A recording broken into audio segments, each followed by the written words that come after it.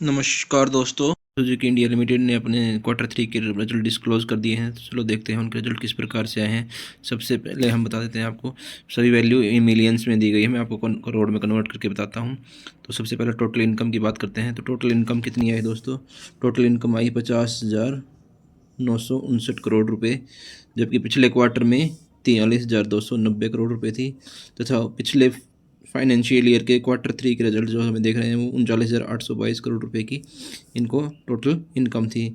तो हम देख रहे हैं कि ईयर ऑन ईयर बेसिस पे तथा क्वार्टर ऑन क्वार्टर बेसिस पे दोनों में ही कंपनी की टोटल इनकम में बढ़त है दोस्तों। उसके बाद हम एक्सपेंसेस की बात कर लेते हैं। तो टोटल एक्सपेंसेस कितने हैं? टोटल एक्सपेंसेस जो हैं 46,127 करोड़ हैं। पिछले क्वार्टर में 39,018 करोड़ रुपए थे, जबकि पिछले फाइनेंशियल ईयर के क्वार्टर 3 के जो हम टोटल एक्सपेंस की बात करें तो 35,163 के आसपास के थे। तो हम देख रहे हैं कि एक्सपेंसेस में भी बढ़ोतरी हुई है ईयरली ऑन ईयरली बेसिस पे तथा क्वार्टर ऑन क्वार्टर बेसिस पे भी इनकी बढ़ोतरी हुई है। उसके बाद हम प्रॉफिट बिफोर टैक्स की बात कर लेते हैं। तो प्रॉफिट बिफोर टैक्स कितना दोस्तों? 49,017 के करोड़ के आसपास इनका प्रॉफिट बिफोर टैक्स आया है, जबकि पिछले क्वार्टर में 4339 करोड़ रुपए का प्रॉफिट बिफोर टैक्स था। तथा उससे पिछले ईयर के फाइनेंशियल ईयर के क्वार्टर 3 में 47,026 करोड़ रुपए का इनको प्रॉफिट आया था, प्रॉफिट बिफोर टैक्स था। तो हम देख रहे हैं कि ईयर ऑन ईयर बेसिस पे और क्वार्टर ऑन क्वार्टर बेसिस पे भी जंप है कंपनी के प्रॉफिट में बिफोर टैक्सेस की बात करें। उसके बाद हम प्रॉफिट फॉर द पीरियड की बात कर लेते हैं। तो प्रॉफिट फॉर द पीरियड कितना है दोस्तों?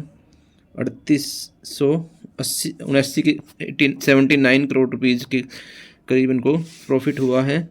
और आफ्टर टैक्स पिछले क्वार्टर में 3349 करोड़ का प्रॉफिट था, जबकि पिछले साल के फाइनेंशियल ईयर में 2726 करोड़ रुपए का प्रॉफिट निकल के आया था।